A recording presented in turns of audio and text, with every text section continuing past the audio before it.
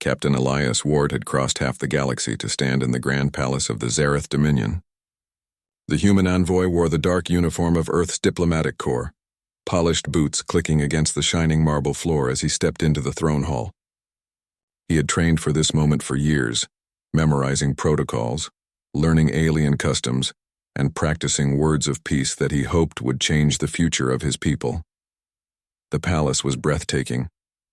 Towering pillars carved with alien runes reached toward ceilings painted with images of stars and galaxies. Hanging banners shimmered with silver light, each one carrying the crest of the Zareth Empire, a crown of flame circling a single eye. Hundreds of courtiers stood in silence along the edges of the hall, their robes glittering like liquid metal. Alien guards, tall and sharp-featured, watched him with unreadable expressions. At the far end of the hall sat the throne itself, a towering chair made from black crystal.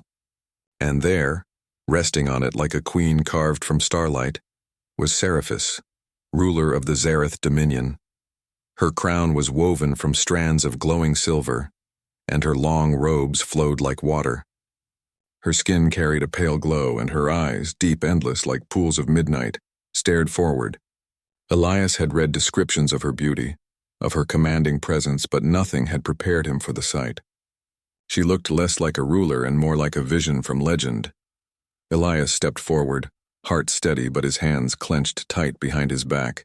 His voice rang clear across the silent hall. "Your Majesty, I come as a representative of Earth.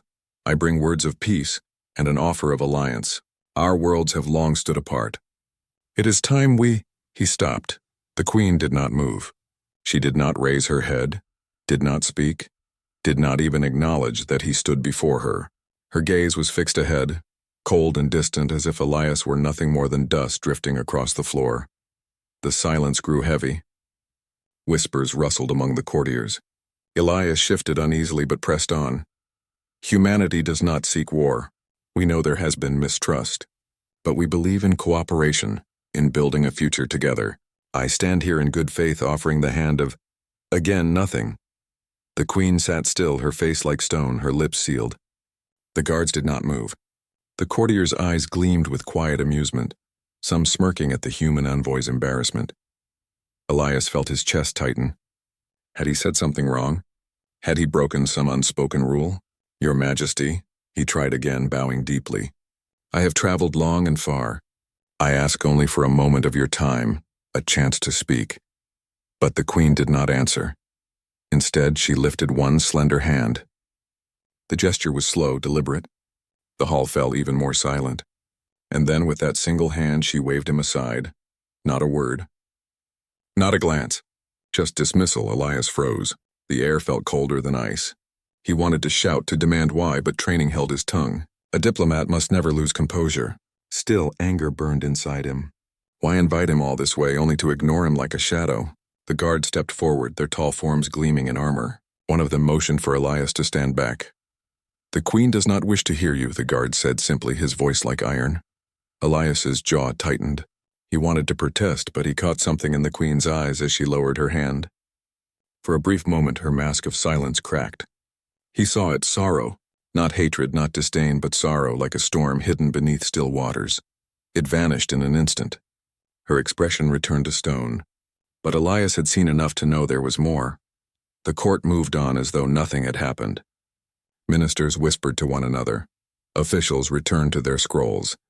And Elias was left standing in the center of the hall, unwanted and ignored.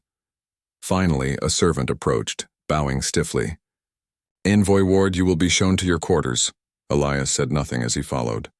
The long halls of the palace were quiet, decorated with glowing crystal torches and walls of alien stone. Every servant avoided his eyes. Every guard glared with suspicion. He was not welcome here. When he reached his chambers, the heavy door closed behind him and silence filled the room. Elias dropped into a chair, pressing his hands against his face. He had prepared speeches, arguments, and plans, but none of it mattered if the queen herself would not even speak to him. Why? That single question burned in his mind. Why would she ignore him so completely? Was it hatred of humans? Fear? Pride? Or something else? He remembered the flicker in her eyes, the sorrow. He could not forget it. That was no ordinary dismissal. There was meaning in her silence. Elias rose and walked to the balcony of his chamber. Beyond the wall stretched the alien capital, towers of crystal rising into the night sky, streets glowing with rivers of light. Ships drifted between the stars above, casting trails of fire as they entered orbit. He clenched his fists. He had not come all this way to be treated like air. If the queen would not speak to him in public, he would find another way, somewhere in this palace. The truth waited, and Elias Ward swore he would uncover it. The palace of the Zareth Dominion was beautiful, but for Captain Elias Ward it felt more like a cage. Days passed after his failed audience with Queen Seraphis, and every hour weighed heavily on him. He had not been dismissed from the capital, yet he had not been acknowledged either. He lived in silence, wandering empty corridors, eating meals alone, and waiting for summons that never came. It was as if he were invisible. But Elias knew better. Too many eyes followed him. Guards watched every step he took. Servants avoided his gaze but whispered when he passed. Ministers smirked when he entered a hall, then lowered their voices as though guarding secrets. It was not simple indifference. Something else was happening. On the fourth night, Elias decided he would no longer sit quietly. If the queen would not speak, he would search for answers himself. He slipped from his quarters after dark, moving carefully through the dimly lit halls. The palace at night was different, silent, eerie, shadows dancing across stone walls from the glow of crystal torches. He followed the faint sounds of voices until he came upon a balcony overlooking the royal courtyard. Two courtiers stood below, their words drifting up in hushed tones. "The prophecy," one whispered. "It is happening." "The human has come," Elias's heart leapt. He pressed himself against the wall, listening. "The queen cannot speak to him," the other said. "Her silence protects us. If she breaks it..." The first shook his head. "Then the bloodline falls. The council will not forgive her." Their voices faded as they moved deeper into the courtyard, but Elias's mind was already racing. A prophecy? Bloodline? And the queen's silence, was it truly a choice, or was it forced upon her? He returned to his chamber, but sleep would not come. The next morning he sought answers openly. In the palace library he approached a scribe, a hunched alien with thin silver hair and long fingers stained with ink. The scribe looked startled at his presence but bowed stiffly. "Can I help you, envoy?" Elias kept his voice calm. "I wish to study your archives. I want to learn about the history of Zareth and its dealings with outsiders." The scribe hesitated. His eyes darted around the room as if afraid someone might be listening. "There is little of that, envoy. Our people do not write of outsiders. Then what about prophecies?" Elias asked carefully. "I've heard whispers." The scribe froze. His hand tightened on the scroll he carried. For a long moment he said nothing. Then in a low voice he murmured, "Some things are not meant for mortal tongues. The queen's silence is her shield. Yours must be as well if you wish to live." Before Elias could press further, the scribe turned and hurried away, vanishing into the shadows of the tall shelves. Elias frowned. He was closer to the truth, but still it slipped through his fingers. That evening he was escorted to a small feast held for lesser nobles. The queen herself was not present, but the court gathered to drink, laugh, and gossip beneath hanging lanterns. Elias sat at the edge, ignored by most, until a minister, slender, sharp-eyed, leaned toward him. "Strange, is it not?" The minister said, swirling a glass of glowing liquid. "To come so far only to be treated as nothing." Elias studied him carefully. "Do you know why?" The minister's smile was sly. "Our queen carries many burdens, some of them older than the stars themselves, but a human would not understand." "Try me," Elias replied. The minister laughed softly, shaking his head. "Ah, but to speak of it would be treason, and I do not wish to lose my tongue tonight." He rose and drifted away into the crowd, leaving Elias frustrated once more. The pieces were there, scattered, hidden in shadows. Prophecy, silence, bloodline. But none of them fit together yet. That night, Elias found himself awake again, pacing his chamber. He could not shake the image of the queen on her throne ignoring him, yet betraying sorrow in her eyes. That look haunted him. He needed to know what pain lay behind it. He stepped onto the balcony, staring out at the capital. The city stretched endlessly, its towers glowing like crystal spears beneath the starlight. Ships glided through the night sky, their engines painting trails of fire, and then movement caught his eye. Across the palace, on a higher balcony, stood Queen Seraphis, alone. No guards, no courtiers, just her, gazing at the stars. Her face was not cold now.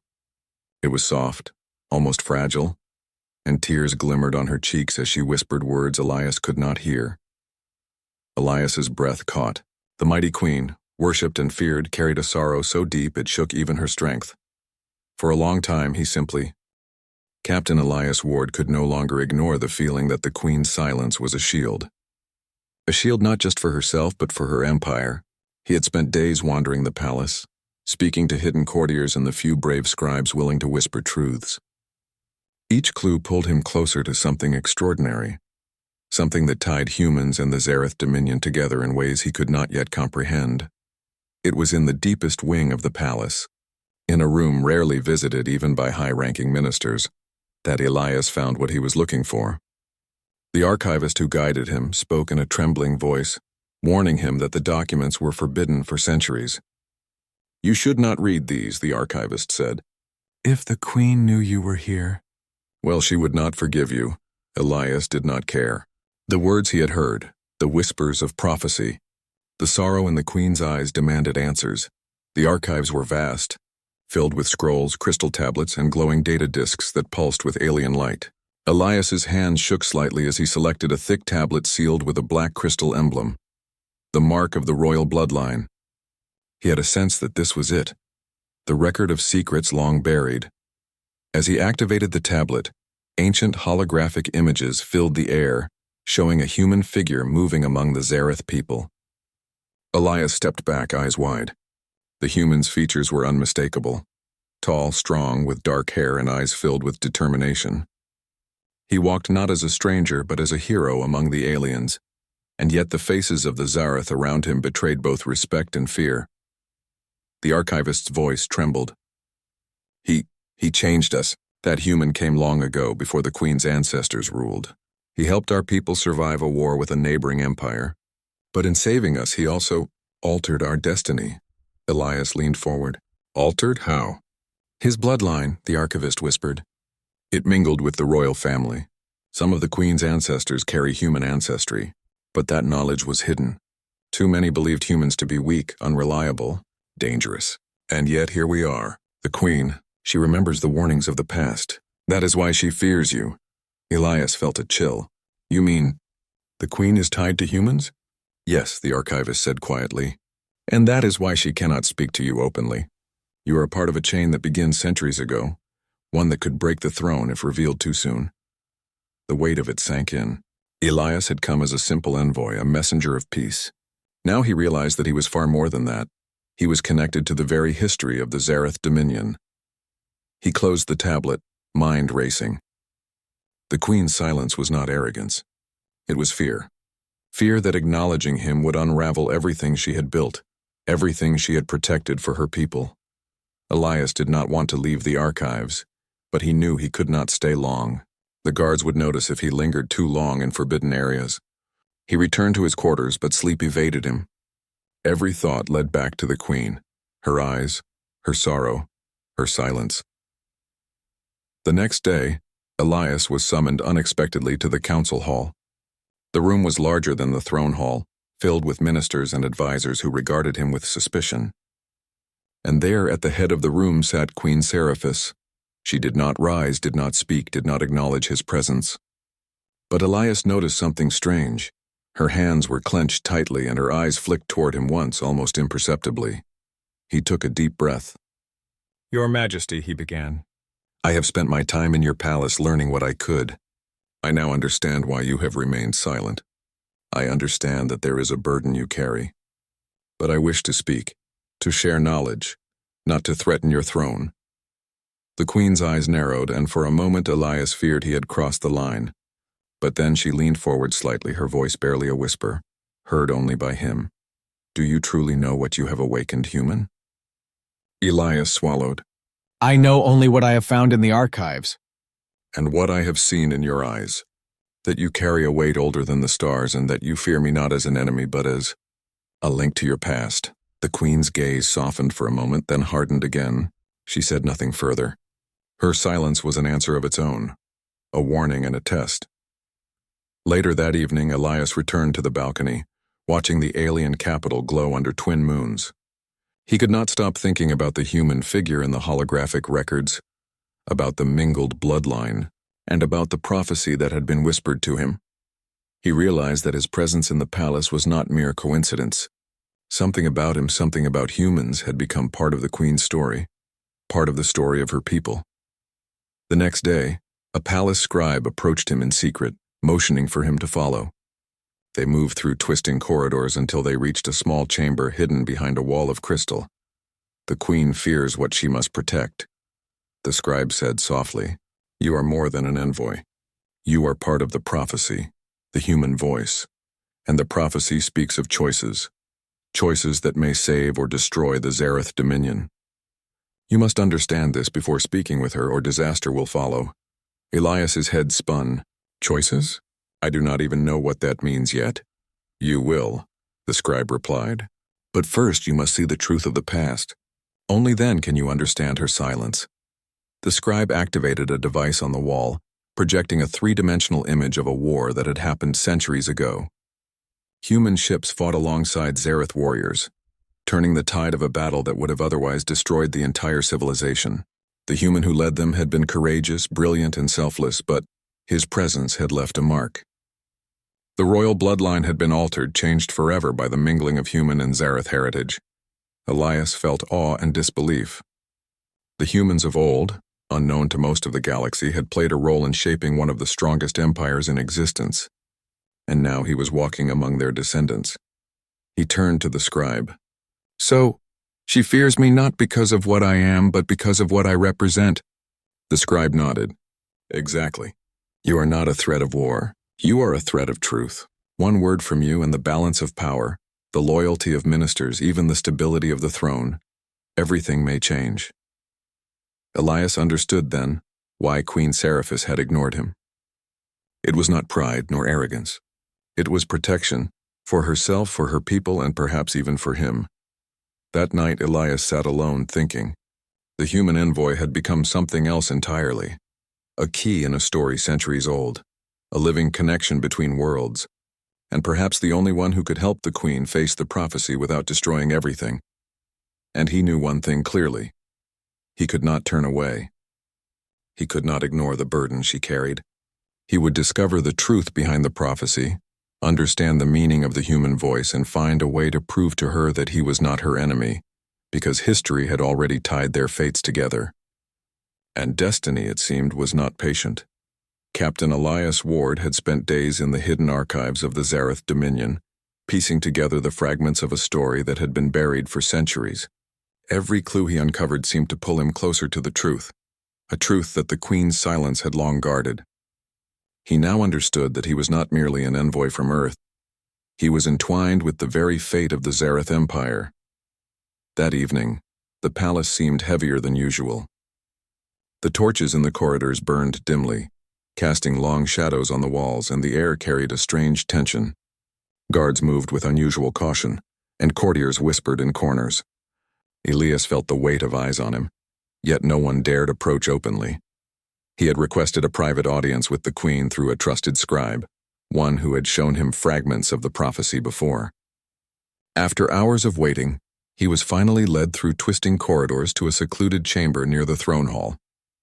The room was dimly lit, filled with holographic images of stars and ancient battles. The scribe motioned for him to wait. The doors opened silently, and Queen Seraphis entered. She moved gracefully, her silver robes trailing behind her. Her eyes met Elias's, and for the first time she did not look away.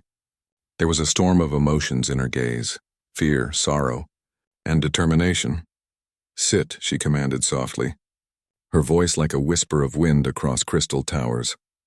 Elias obeyed, sitting across from her at a low, circular table. For a moment neither spoke. The silence stretched, heavy and electric. Finally the Queen broke it. "You have seen too much," she said, her voice calm but trembling slightly, "and yet you understand too little." "I want to understand," Elias replied. "I want to help. I have no desire to threaten you or your people. But I cannot ignore what I have learned." "You fear me. Why?"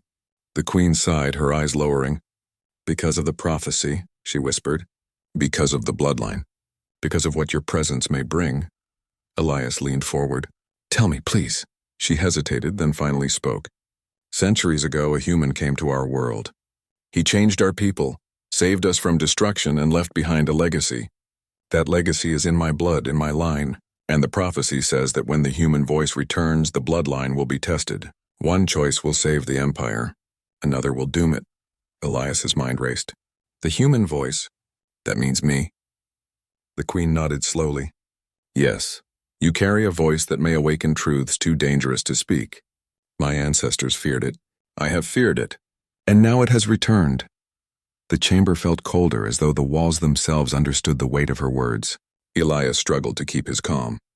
Then what must I do? The palace of the Zareth Dominion had never felt so tense. Captain Elias Ward walked through its corridors with eyes sharp and mind alert. Every whisper, every shadow seemed to hide a secret. The prophecy of the human voice had not remained hidden for long. Rumors spread among the ministers and advisors, and with them came fear, and with fear, dangerous intentions. Elias had learned much from the queen in recent days. The prophecy was real, and it affected more than just the throne. It touched the very heart of the empire. His presence, a human from Earth, was seen by some as a threat, and the council was already divided. Some ministers believed that he had come to claim the queen's crown. Others feared that acknowledging the prophecy would lead to chaos. That evening, the queen summoned Elias to the private gardens, a place of quiet reflection hidden behind silver-leafed trees that glowed faintly in the moonlight. You must be careful, she said softly. Her eyes, which had once been distant and unreadable, now held a trust that Elias had earned. The council grows restless. Some see your presence as a threat. They may try to act before the prophecy unfolds fully.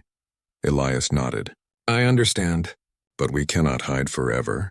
I need to know who we can trust and who is plotting against us. The queen's gaze darkened. Trust is fragile here. Many have served my ancestors loyally, yet when the prophecy was first spoken, they feared its consequences. Fear can turn loyalty into betrayal. You must be ready. Elias's jaw tightened. Then we act carefully, and we act together. That night, as the palace slept under the twin moons, Elias returned to his quarters. He could not rest. He reviewed every document, every whisper, and every clue he had gathered. And then came the warning. A note slipped under his door, written in sharp alien script. Do not trust the throne. The human must fall before the bloodline breaks. Elias felt a chill. The council was moving. Their patience was gone. And now, the first strike against him was imminent. The next morning, the tension exploded. The council convened in the grand hall, a place of towering crystal pillars and glowing floors. Ministers gathered, each with a look of suspicion and fear. Elias was summoned to stand before them, flanked by the queen. One minister, a tall alien with a sharp face and piercing eyes, stepped forward. His voice was loud and commanding. This human envoy has come to our world under the guise of diplomacy. But we have uncovered the truth. He is tied to the prophecy, the human voice. His presence threatens the stability of our empire. The hall erupted in murmurs. Elias felt the eyes of the court upon him, some filled with fear, others with anger. He remained calm, his training as a diplomat holding steady.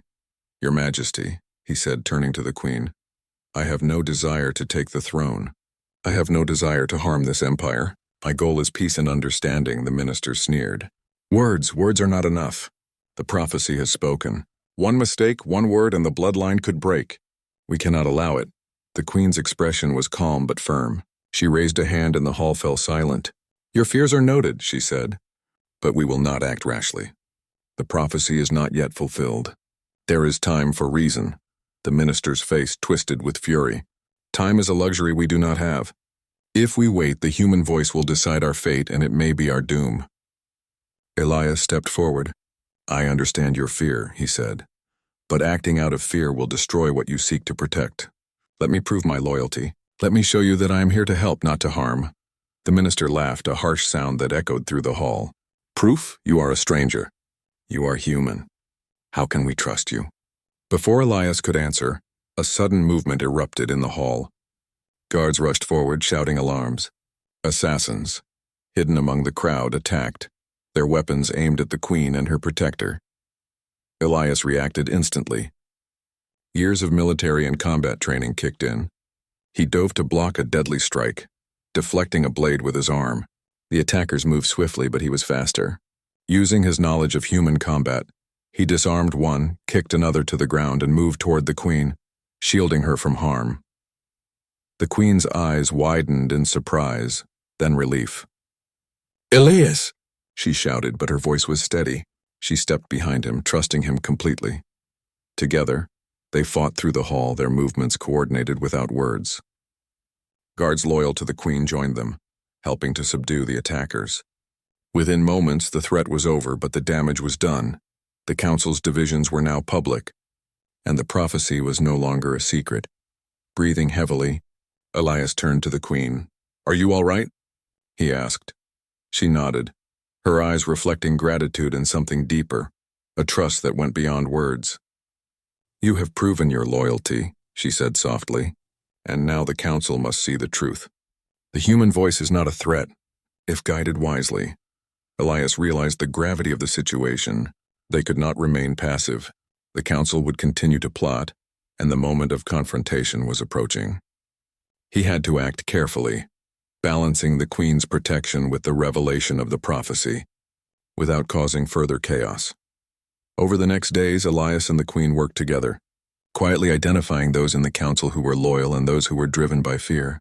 They discovered plots, intercepted secret messages, and moved cautiously through the halls of power. Every step had to be calculated. Every word weighed for its impact. Elias grew closer to the queen, not just as a protector, but as a trusted ally. He began to understand her silence, not as coldness, but as strategy.